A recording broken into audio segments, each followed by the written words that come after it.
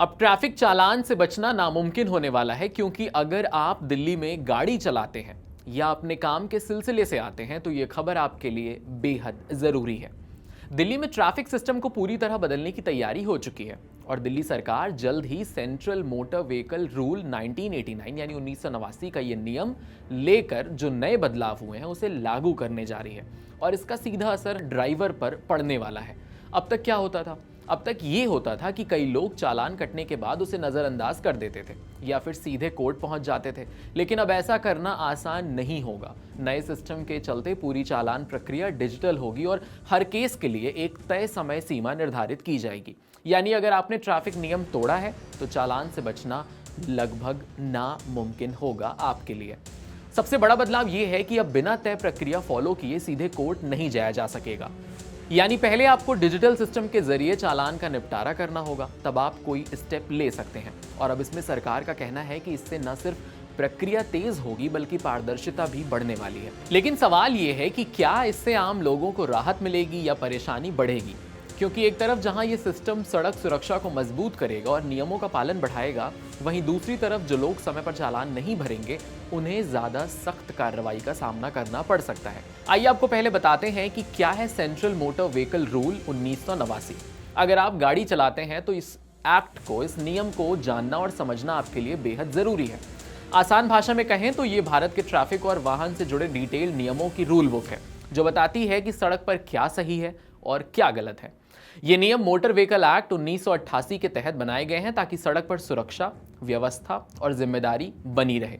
सीधी बात यह है कि ये नियम आपको बताते हैं कि गाड़ी कैसे चलानी है, कौन चला सकता है, गाड़ी की हालत कैसी होनी चाहिए और नियम तोड़ने पर क्या सजा होगी। इसमें कुछ ज़रूरी नियम हैं जो हर आदमी को पता होने चाहिए, जैसे कि ड्राइविंग लाइसेंस बेहद ज़रूरी है, क्योंकि बिना ड्राइविंग लाइसेंस या वैध लाइसेंस के गाड़ी चलाना गैर कानूनी है। फिर है वाहन रजिस्ट्रेशन, यानी हर गाड़ी का रजिस्ट्रेशन होना ज़रूरी है। तीसरा है इंश्योरेंस, यानी थर्ड पार्टी इंश्योरेंस के बिना वाहन चलाना नियमों के खिलाफ है। चौथा है हेलमेट और सीट बेल्ट, यानी 2 पहिया पर हेलमेट और 4 पहिया में सीट बेल्ट ज़रूरी है। फिर है स्पीड लिमिट, यानी तय गति सीमा से ज़्यादा तेज चलाना अपराध है। फिर है पॉल्यूशन सर्टिफिकेट, जिसे हम पीयूसी बोलते हैं अंग्रेजी में, यानी गाड़ी का प्रदूषण स्तर तय सीमा में होना चाहिए।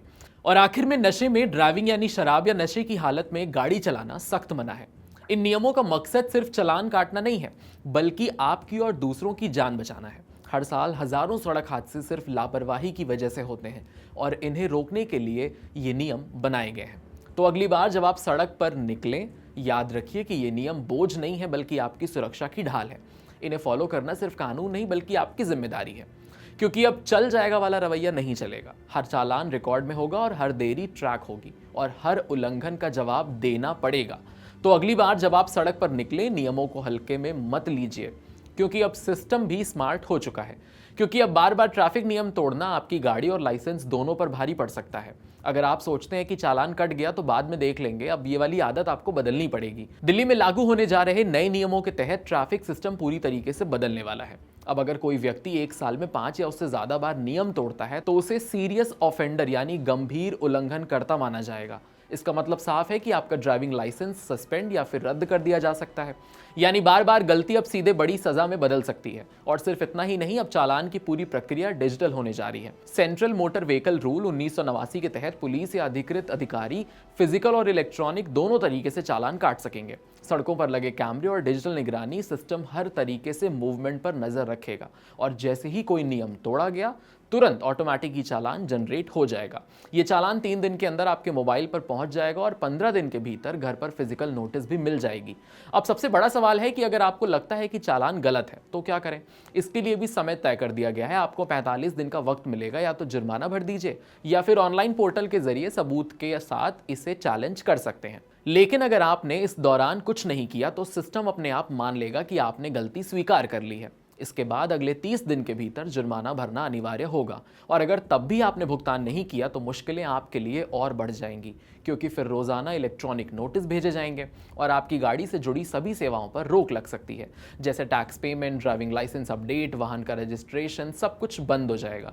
यहाँ तक कि आपके वाहन को सरकारी पोर्टल पर नॉट टू बी ट्रांजैक्टेड दिखाया जाएगा, यानी लेन देन के लिए ब्लॉक कर दिया जाएगा। मतलब जब एक बकाया नहीं चुकाते तब तक उस गाड़ी से जुड़ा कोई भी काम नहीं हो पाएगा। इतना ही नहीं, जरूरत पड़ने पर और अदालत के आदेश के तहत पुलिस आपकी गाड़ी को जब्त भी कर सकती है। और ध्यान रखने वाली बात यह भी है कि हर चालान सीधे वाहन के रजिस्टर्ड मालिक के नाम पर होगा, जिसकी जानकारी SMS, ईमेल या डिजिटल माध्यम से तुरंत मुहैया कराई जाएगी।